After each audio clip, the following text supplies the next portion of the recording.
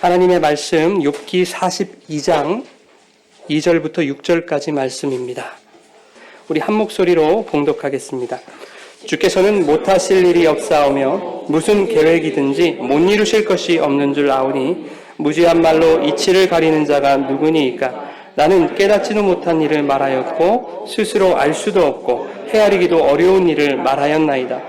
내가 말하겠사오니 주는 들으시고 내가 주께 묻겠사오니 주여 내게 알게 하옵소서.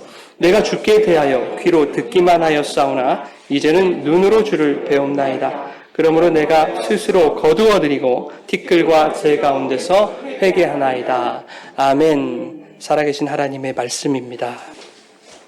할렐루야. 하나님 아버지와 예수 그리스도로부터 오는 은혜와 평강이 이 시간 여러분 가운데 가득 임하게 되기를 주님의 이름으로 축원합니다. 오늘은 인생의 목적이라고 하는 제목을 가지고 말씀의 은혜 나누겠습니다. 오늘 본문 말씀과 오늘 말씀의 제목이 다소 맞지 않는 것 같아요. 그런데 오늘 이 말씀을 묵상하면서 하나님이 저에게 주시는 감동이 있었기 때문에 여러분들에게 함께 나누고자 하는 것입니다. 여러분, 사람들은 저마다 인생의 목표를 설정하고 미래에 대한 청사진을 그립니다. 그 청사진을 현실로 옮기기 위해서 각자의 계획에 따라 열심히 삶을 살아갑니다. 물론 나태해서 무의미하게 허송세월하는 사람도 있습니다만은 더 나은 미래를 바라보고 꿈꾸는 것은 모든 사람들이 가지는 당연한 바람일 것이다. 저는 그렇게 생각을 합니다. 그러나 아무리 자신의 계획대로 인생이 이루어지고 또 목적하던 것들이 성취되었다 하더라도 모든 사람들에게 공히 찾아오는 이 죽음이라는 문턱 앞에 우리가 서게 되면 야, 이거 내가 죽으려고 이렇게 아둥바둥 살았는가 라고 하는 그런 탄식이나 후회 같은 것들이 밀려오게 되는 거죠. 미래의 청사진을 현실에서 내가 일구어냈습니다. 세상이 말하는 성공도 이루어냈습니다. 그렇다 하더라도 그 성공이 죽음을 뚫어내는 것, 죽음을 이겨내는 것은 불가능하더라 하는 것이죠. 그런 의미에서 세상의 모든 성공들이 죽음조차도 무력하게 하시는 하나님 앞에서는 실패일 수도 있겠다라는 생각을 하게 됐습니다. 다시 말하면 성공하기 위해 인생의 청사진 그리고 미래를 설계하는 그 모든 것들이 사실은 더 나은 인생을 위한 것이 아니라 종국에 찾아오게 될 실패를 위한 설계가 되어질 수도 있겠다라는 겁니다. 어떤 자들에게는 말이죠. 우리는 그 자들이 돼서는 안 되겠죠. 네. 여러분, 여러분의 인생의 목적은 무엇입니까? 그리고 여러분 신앙의 목적은 뭐예요? 예. 혹여 인생의 목적과 신앙의 목적을 다르게 설정하고 계신 분들 계십니까? 인생의 목적과 신앙의 목적은 동일해야 됩니다. 그런데 어떻게 동일해야 되는지도 대단히 중요한 부분이에요. 자, 인생의 목적은 세상에서 성공하는 것이다. 신앙의 목적은 예수 믿어서 구원받는 것, 그건 당연한 것이고 예수 믿는 신앙 통해서 세상에서도 성공하는 것이다. 그것이 신앙의 목적이다. 자, 여러분, 이렇게 인생의 목적과 신앙의 목적을 이런 식으로 동일하게 일치를 시키면 우리는 이 땅에 살아가면서 신앙생활을 하면서도 대단히 잘못된 길을 걸을 수밖에 없다고 하는 것입니다. 여러분, 저는 이런 경험을 종종 합니다.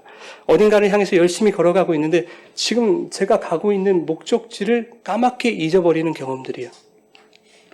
어떤 일이냐면 여러 가지 업무들을 처리를 해야 되는데 지금 내가 뭐하러 가고 있지? 이렇게 까먹을 때가 있잖아요. 그때 어떻게 합니까, 여러분? 걸음을 멈추고 내가 지금 어디로 가고 있는지, 목적지가 어딘지 생각하는 겁니다. 야, 내가 어디를 가고 있었지? 목적지가 어디지? 아, 맞아. 나 지금 거기 가고 있었지? 이렇게 깨닫게 되는 거죠. 네. 그때 목적지가 생각나지 않으면 어떻게 됩니까? 지금까지 열심히 걸어왔던 그 길들이 무의미한 길, 허무한 길이 되는 거죠. 또한 어디를 향해 가고 있는지 내가 잊었을 때 목적지가 어딘지 나 스스로 물어보지 않으면 그 걸음은 고린도전서 9장의 말씀처럼 향방 없는 다름질에 불과하게 되는 것입니다. 목적지를 상실하면 목적지로 향하는 노선에서 이탈할 수밖에 없는 것이죠. 출발은 했어요. 근데 방향을 잃었습니다. 길에서 이탈하게 되어 결국 목적지에 도달할 수 없게 되는 것입니다. 이처럼 목적이라고 하는 것은 대단히 중요합니다, 여러분. 인생의 목적이든 신앙의 목적이든 그 목적이 올바로 설정이 되어 있어야만 옳은 길을 걸을 수 있다고 하는 것입니다. 또한 목적이 분명하면 그 옳은 길이 보이게 되는 것이죠. 오늘 본문이 욥기서 말씀인데요. 여러분 욥기 하면 뭐가 떠오르세요? 마스크 벗을까요?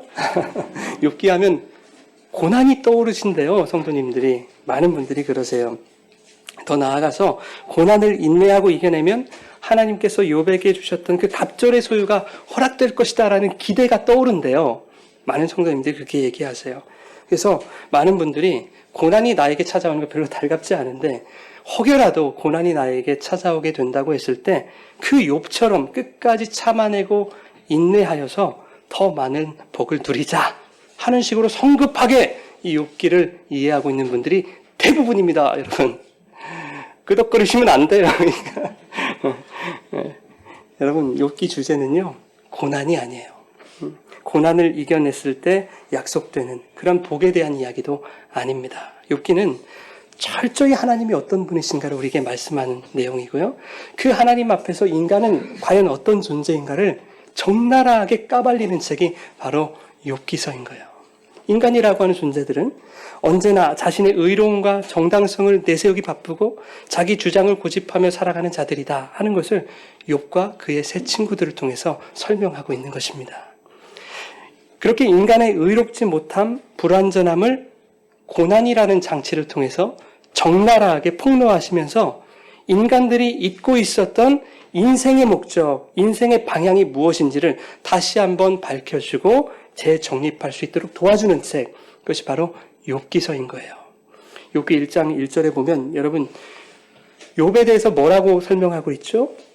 욥은 온전하고 정직하며 하나님을 경외하고 악에서 떠난 자더라 그래요. 그런데 9절 말씀에 뭐라고 하냐면 사탄이 욥에 대해서 하나님께 참소하는 내용이 나와요. 하나님, 까닭없이 욥이 하나님을 경외하겠습니까? 그렇지 않을 거예요. 그러니 어떻게 하라는 거예요? 그의 많은 소유들, 그의 하인들, 그의 자녀들, 그리고 그의 건강까지 한번 쳐보십시오. 뺏어가 보십시오. 그러면 본색이 드러날 겁니다.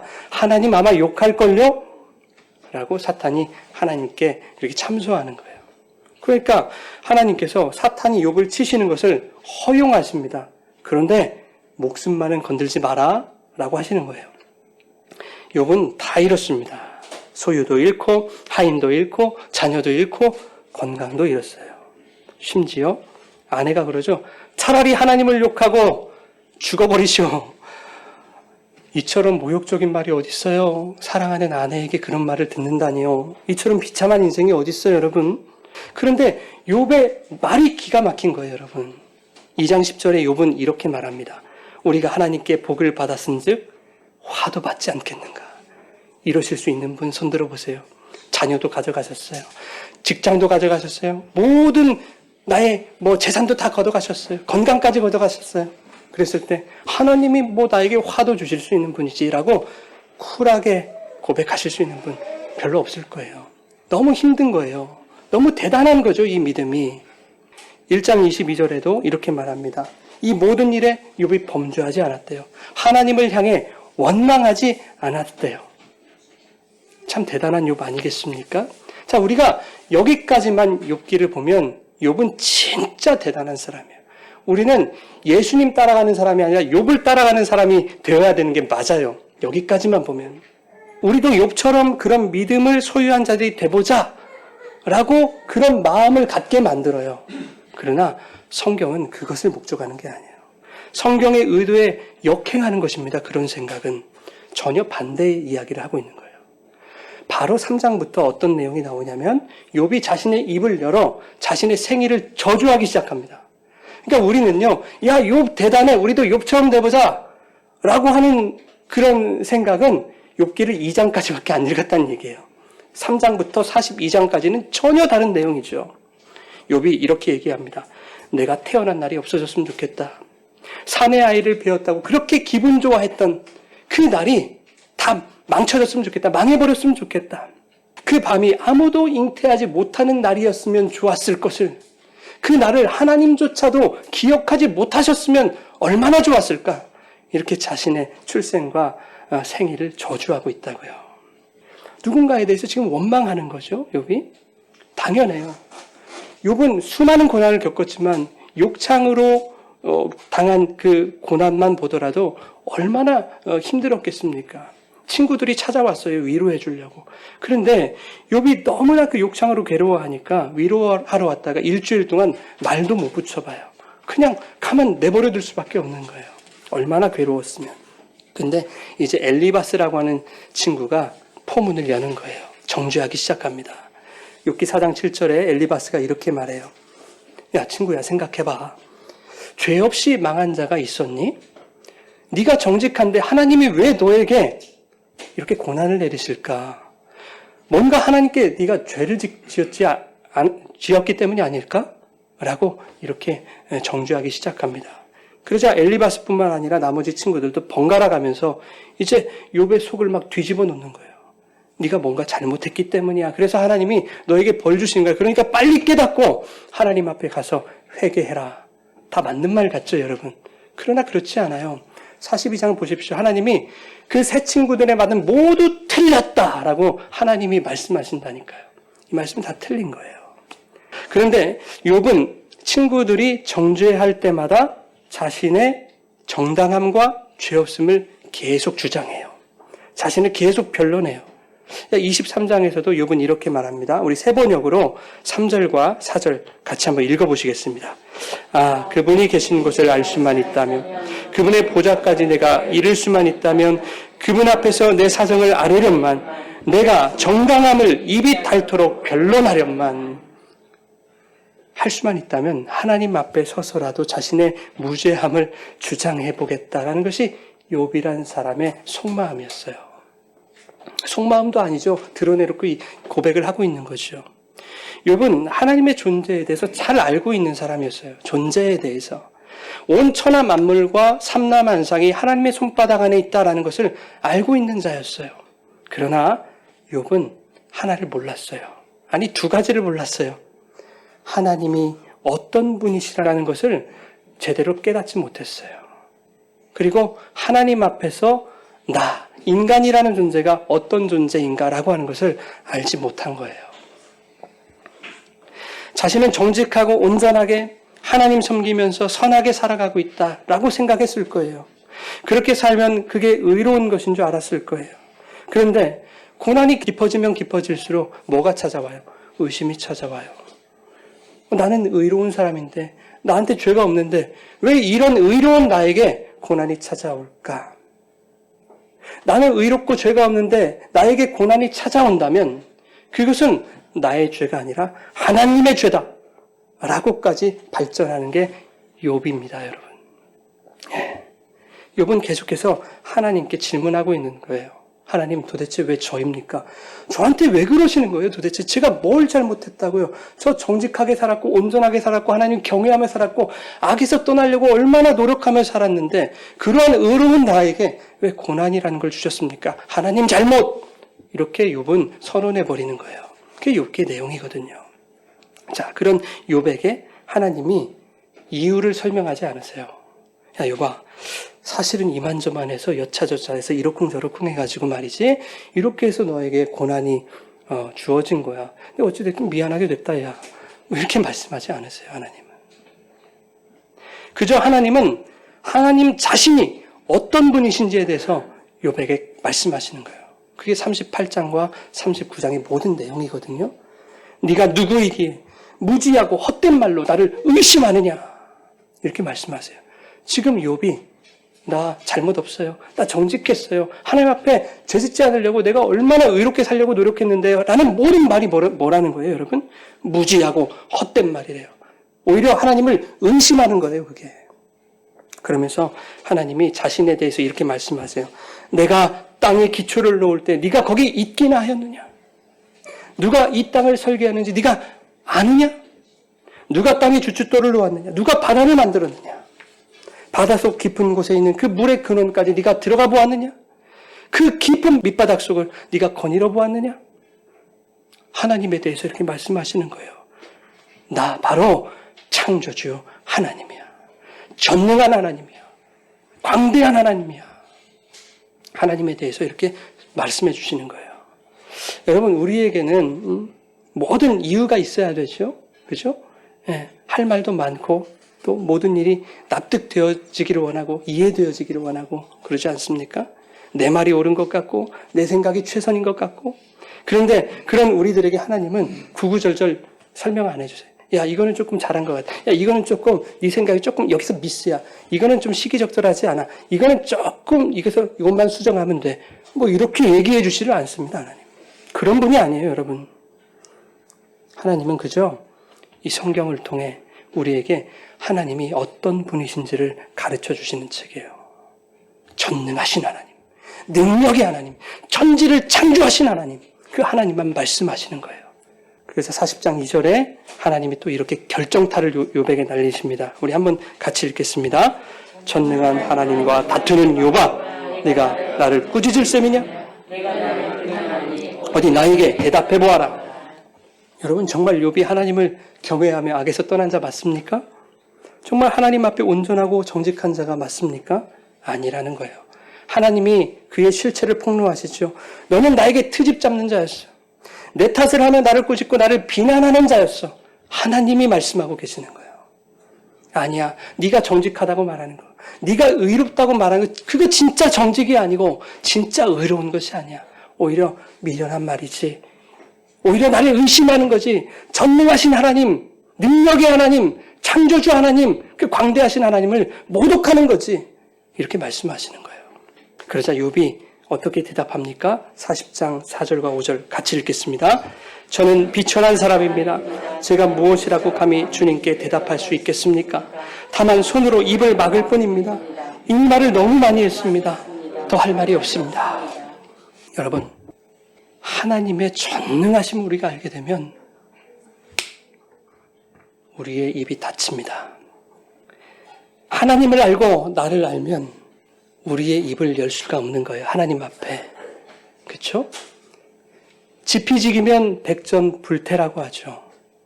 적을 알고 나를 알면 100번 싸워도 100번 위태하지가 않대요. 백전백승이래요. 근데 우리 믿음과 신앙은 그렇지 않아요. 지피지기면 백전백패입니다. 하나님을 알고, 적은 아니지만 하나님을 알고 나를 알면 우리는 하나님 앞에 백전백패인 거예요, 여러분. 하나님이 얼마나 위대하고 전능하시며 광대한 분인지를 알게 되면 이유, 이해, 납득 이런 거 다 필요 없게 되는 거죠. 하나님은 우리의 이해와 납득과 이유, 이 모든 영역에 박해 계시는 분이에요. 그것을 초월하신 분이에요. 그래서 이사야 55장 8절과 9절에 이렇게 말씀하십니다. 같이 읽겠습니다. 이는 내 생각이 너희의 생각과 다르며 내 길은 너희의 길과 다름이니라. 여호와의 말씀이니라. 이는 하늘이 땅보다 높음같이 내 길은 너희의 길보다 높으며 내 생각은 너희 생각보다 높음이니라. 아멘. 하나님의 생각에, 하나님의 계획에 우리의 생각과 우리의 계획을 비견할 수 있겠습니까? 불가능한 거예요, 여러분. 하나님의 뜻은, 하나님의 생각은, 하나님의 계획은 우리의 상식이나 우리의 원인, 우리 이유, 우리의 정당성 너머에 있는 것이에요. 그것을 인간이 앞설 수 없는 것입니다. 하나님을 알고 나를 알게 되면 오늘 본문과 같은 욥의 고백을 반드시 우리가 하게 됩니다. 어떤 고백입니까? 우리 2절과 3절 같이 읽겠습니다. 주께서는 못하실 일이 없사오며 무슨 계획이든지 못 이루실 것이 없는 줄 알아. 무지한 말로 이치를 가리는 자가 누구니까? 나는 깨닫지도 못한 일을 말하였고 스스로 알 수도 없고 헤아리기도 어려운 일을 말하였나이다. 주님, 제가 스스로 정당하다고 의롭다고 그리고 내 생각과 내 계획을 내뱉었던 그 모든 것들이 제가 그게 무엇인지 좀 모르면서 지금 짓거리고 있었던 것이군요. 주님, 죄송합니다. 저는 아무것도 모르는 자네요. 이렇게 고백하고 있는 거죠. 주님에게는 모든 것이 가능하십니다. 이렇게 고백하고 있습니다. 주님의 계획은 다 이루어지는 거죠, 여러분. 우리의 신앙생활 속에서 내 생각과 내 계획대로 이루어지는 것은 단 하나도 없어요, 여러분. 주님의 뜻이 주님의 계획대로 이루어질 뿐입니다. 다만 성도들이 당신의 뜻을 품게 하시는 거예요. 어떻게 해요? 기도를 통해서 성령의 감동으로 말미암아 주님의 뜻, 하늘의 뜻을 품게 하시는 거예요. 그래서 그 뜻대로 이루어지기를 위해 기도하게 하시는 거예요. 그래서 기도가 뭐예요, 여러분? 하늘의 뜻이 이 땅에서 이루어집니다. 하늘의 뜻이 이루어진 것처럼 우리 삶에서, 우리 마음속에서, 우리 삶의 현장에서, 우리 교회 가운데서, 이 세계에서 이루어지게 하옵소서. 그게 기도인 거예요. 주님이 일하실 때 우리의 인간적인 이해와 동의가 요구되지 않아요. 성령께서 우리로 하여금 주님의 뜻을 이해시키시고 주님의 계획에 동의하게 하세요. 그래서 주님의 일에 동참시키시는 거죠. 여러분, 성도는 이해되지 않고 납득되지 않아도 주님이 하시는 모든 행사가 의롭고 정당한 것이다 하는 것을 고백하는 자들이지요. 이것이 믿음이에요. 이것이 순종입니다. 뭐 열심히 하는 거, 그것도 순종 맞아요. 근데 순종의 근본은 뭐예요? 하나님이 정당하십니다. 하나님이 옳습니다. 이것을 고백하는 거예요. 그게 순종이에요. 여러분, 하나님 우리의 왕이시잖아요. 그렇죠? 네, 왕이 행하시면 백성은 어떻게 해요? 토다는 겁니까? 그렇지 않아요. 왕이 명하시면 그 말을 듣고 말씀대로 행하는 거예요. 누가 왕 앞에서 토를 달아요? 불가능한 거죠. 하나님은 우리의 왕이시라고요, 여러분. 계속해서 욥은 이렇게 고백합니다. 5절과 6절 함께 읽겠습니다. 내가 주께 대하여 귀로 듣기만 하였사오나 이제는 눈으로 주를 배움나이다. 그러므로 내가 스스로 거두어드리고 티끌과 제 가운데서 회개하나이다. 아멘. 내가 스스로 거두어드렸대요. 나의 정당함, 나의 어떤 계획들, 나의 어떤 생각들, 나의 스스로 내가 생각했던 나의 의로움들 스스로 거두어드리고 하나님 이거 아니었군요. 죄송해요. 회개의 자리로 나아가는 거예요. 여러분, 우리는 귀로 듣고 끝나는 신앙이 돼서는 안 돼요. 하나님은 어떠어떠한 분이더라 지식으로 끝나서는 안 되는 거예요. 하나님을 만나야 되죠. 하나님을 볼 수 있어야 됩니다. 그럼 도대체 어떻게 하나님을 볼 수 있단 말인가? 그게 무슨 뜻인가? 그것은 나의 작음을 아는 거예요. 하나님 앞에서. 나의 죄인됨을 아는 거예요. 그리고 하나님의 크심을 인정하는 거예요. 하나님의 의로우심을 인정하는 거예요. 그것이 하나님을 본다라고 하는 것입니다. 아무리 귀로 들어도, 아무리 지식적으로 알아도, 말로는 주님을 믿는다고 해도 여전히 내 속에 나의 정당성, 나의 의로움, 나의 생각과 나의 주장을 포기하지 못하는 그런 사람들, 그런 우리들 아직 하나님을 보지 못하고 있는 것입니다, 여러분. 하나님을 만나고 하나님을 보는 자들은 나의 의로움과 정당성과 고집과 주장이 일어날 때, 거세게 일어날 때 어떻게 하는 자들이에요? 기도의 자리로 나아가는 거예요. 회개의 자리로 나아가는 거예요. 그래서 욥이 이제 눈으로 주를 봅니다라고 말씀을 하고서는 내가 스스로 거두어드리고 티끌과 제 가운데서 회개합니다. 그러잖아요. 나의 실체를 이제 알아버렸어요. 거룩하신 전능하신 창조주 하나님 앞에서 그 찌질한 나의 모습을 발견했어요. 그럼 어떻게 해요? 기도의 자리에 나아가는 거예요. 하나님, 제가 틀렸습니다. 항복입니다. 저를 용서해 주세요. 주님께 붙들리기를 원합니다. 이렇게 기도의 자리로 나아가는 여러분 되시기를 간절히 바랍니다. 여러분, 이처럼 욥기는요, 향방을 잃고 자기 생각대로 살아가려는 사람들, 신앙인이라고 하면서도 하나님 앞에서 자기의 의와 정당성을 주장하는 자들, 다시 말하면 정도에서 이탈하여 목적지에서 점점 멀어지고 있는 자들에게 하나님이 말씀하시는 거예요. 얘들아, 너희들이 바라봐야 할 분은 전능하시고 광대하시고 위대하신 나 하나님이다. 말씀하시는 거죠. 너희 자신들의 편협하고 제한적이며 불완전하고 불가능한 그런 생각이나 계획들, 그런 거 바라보며 신앙생활 하는 거 아니다. 신앙생활은 나를 바라보고 하는 것이다. 그래, 어서 빨리 회개하고 너희들의 목적 설정 다시 하고 너희들의 방향 수정하거라 라는 말씀이 욥기서의 말씀인 것입니다. 그래서 오늘 본문 4절에 이렇게 말씀하고 있는 거예요. 같이 읽겠습니다. 내가 말하겠사오니 주는 들으시고 내가 주께 묻겠사오니 주여 내게 알게 하옵소서. 주여 내가 묻겠사오니 주여 내게 알게 하옵소서. 여러분, 우리는 늘 주님 앞으로 그 물음의 자리로, 기도의 자리로, 회개의 자리로 나아가야 됩니다. 그러면 주님은 여러분에게 말씀해 주실 거예요. 뭐라고 말씀해 주실까요? 얘들아, 이것은 이래서 이렇고 저래서 저렇고 이렇게 말씀하시지 않습니다. 절대 그러시지 않아요. 하나님은 당신이 어떤 분인지에 대해서만 말씀하실 거예요. 그리고 그 하나님을 불신하며 나의 생각과 계획대로 살아가려고 했던, 그렇게 하나님과 다툼을 일삼고 하나님을 꾸짖고 하나님을 비난하고 하나님 탓하는 그러한 나를 발견하게 하실 거예요. 그러한 내 안에 욥을 발견하게 하실 겁니다. 그럼 어떻게 해요? 그 전능한 하나님 앞에서 내 안에 욥이 발견되면 입을 치는 거예요. 하나님 앞에 할 말 없습니다. 이미 말을 너무 많이 했네요. 죄송해요. 입 닫겠습니다. 하나님 항복! 이렇게 하는 거죠. 다시 하나님을 의지하도록 붙잡아 주실 거예요. 그러니 여러분, 기도의 자리로 나가십시오. 여러분의 생각과 마음이 스물스물 올라올 때 기도의 자리, 회개의 자리로 나아가는 여러분 되시길 바랍니다. 여러분, 욥기 23장 8절에 욥이 이렇게 말해요. 동쪽으로 가도 하나님이 없고 서쪽으로 가도 하나님을 만날 수가 없고 북쪽에서 하나님이 분명히 일하고 계실 텐데 거기에 찾아보다 하나님을 찾아볼 수가 없고 남쪽에서도 하나님이 일하시는데 아니 왠지 찾아보니까 거기에서 하나님을 볼 수가 없네. 이렇게 얘기를 해요, 욥이. 여러분, 하나님은 무소부지하신 분이에요. 어디나 계세요. 모든 영역 속에서 일하시는 분이에요. 분명 우리의 인생 속에서도 하나님이 일하고 계세요. 일하고 계실 텐데 그런데 그 하나님이 잘 느껴지지 않아요.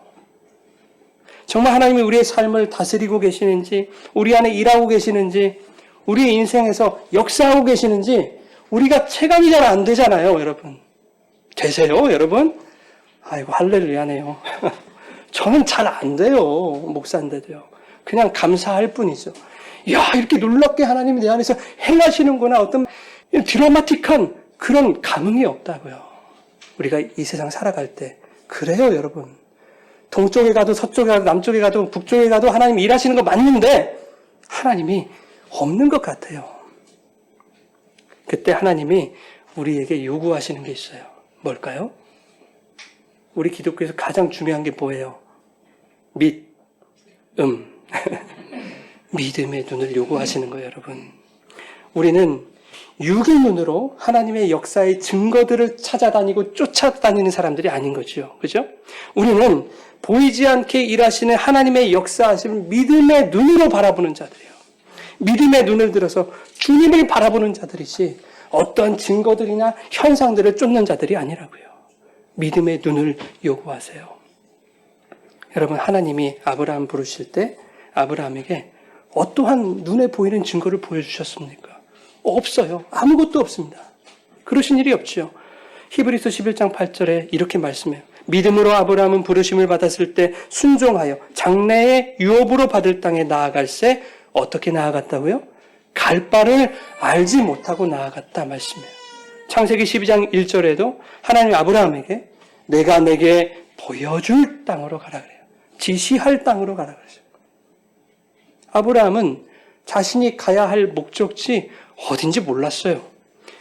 어떠한 정보도 없었습니다, 여러분. 그 길을 걸어갈 때 만나게 되어지는 여러 가지 상황들에 대해서 하나님이 야, 이때는 이럴 것이고 저때는 저럴 것이고 시시콜콜 일일이 하나님이 다 코치해 주시지 않으셨어요. 하나님이 말씀해 주시지 않으셨습니다.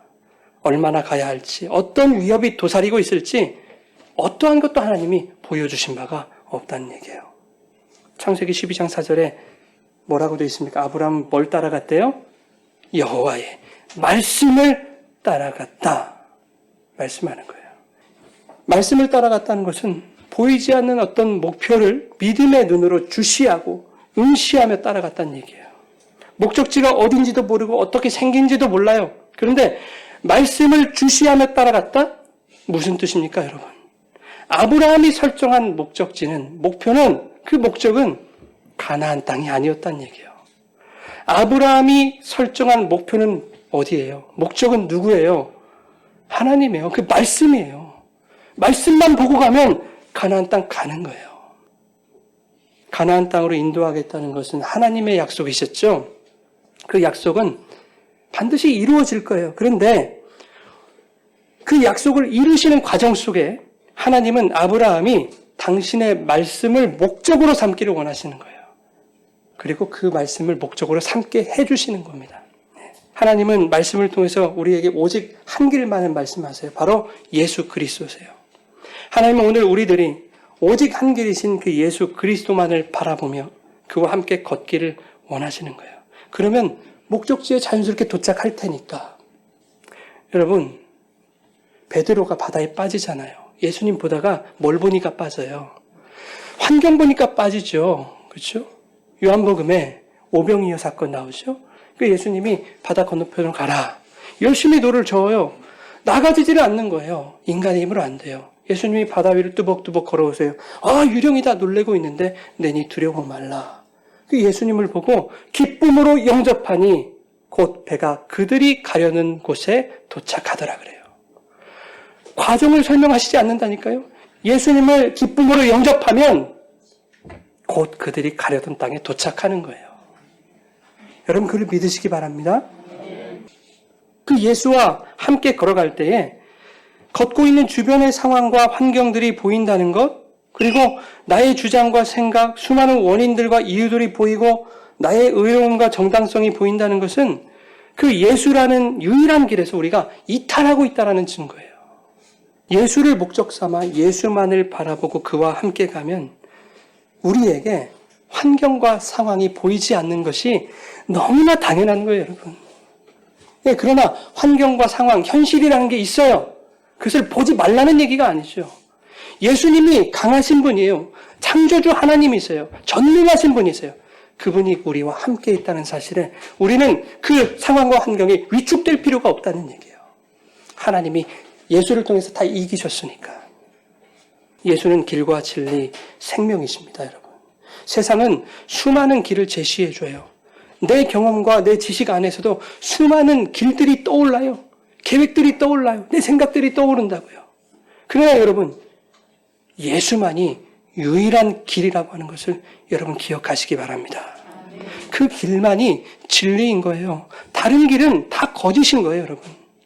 그 예수라는 길을 통해 흘러나오는 그 진리로 말미암아 우리에게 생명이 주어지는 겁니다.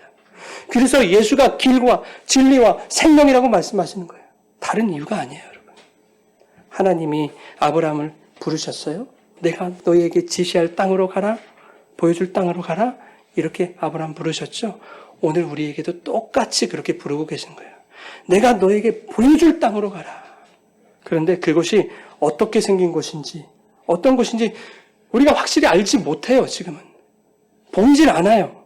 그래서 우리에게 예수를 주신 거예요.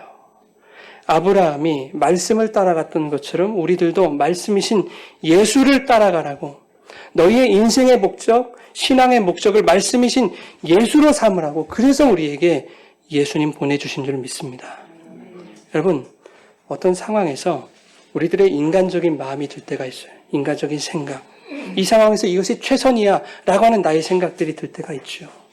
이렇게 하는 것이 옳고 정당하고 이게 맞는 거야 라고 여겨지는 그런 나의 생각들이 있어요. 욥처럼 하나님 앞에서라도 나의 정당성을 주장하고 싶은 그런 우리들의 인간적인 마음이 있습니다. 그때 우리는 어떻게 해야 돼요? 스스로에게 질문해야 돼요. 너 지금 어디로 가고 있어? 너 목적지 어디야? 지금 가고 있는 그 길이 맞아? 물어보셔야 돼요. 우리가 예수라는 길에서 서 있는지 확인하셔야 돼요. 그 길에서 벗어나고 있지 않는지, 이탈하고 있지 않은지 여러분 돌이켜보셔야 돼요. 그리고 하나님 앞에 나아가셔야 됩니다. 기도의 자리, 회개의 자리로 나아가셔야 됩니다. 하나님, 제게 지금 다른 길들이 보여요. 수많은 길들이 저에게 보이고 있어요. 제 마음속에서도 이게 맞다고 해요. 제가 생각하는 이 길이 맞는 것 같아요. 이것을 선택하는 것이 최선인 것 같아요. 절대 포기가 안 돼요. 하나님 어떻게 해야 돼요? 기도의 자리로 나아가십시오. 회개의 자리로 나아가세요. 그때 하나님이 여러분에게 가르쳐 주실 거예요. 특별한 방법이나 비법을 가르쳐 주시지 않을 거예요. 어떻게 해요? 하나님이 어떤 분이신지를 여러분들에게 깨우쳐 주실 것입니다. 온 천지 만물을 창조하신 전능하신 창조주 하나님, 그 하나님을 여러분들에게 말씀하실 거예요. 내가 세상을 창조할 때 네가 있기나 하였느냐?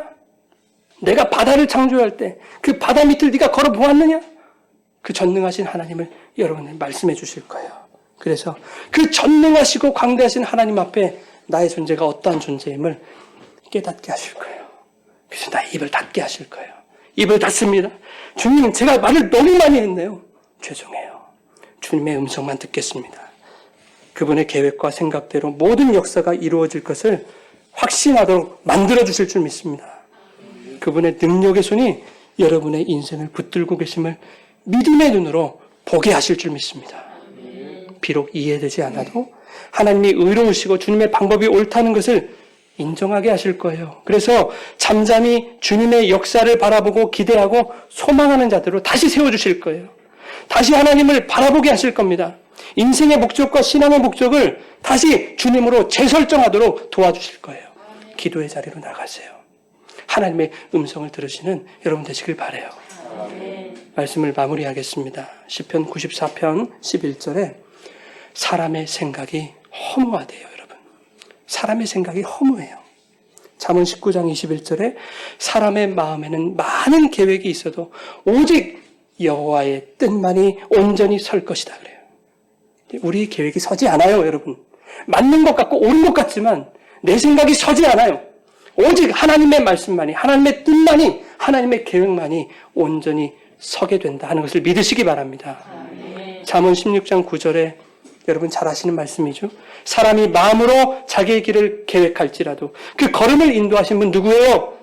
여호와 하나님이신 거예요. 우리의 생각대로, 우리의 계획대로 우리의 길을 걸어가지 못해요. 우리의 신앙생활 내 뜻대로 걸어갈 수 없어요. 하나님이 인도하시는 거예요.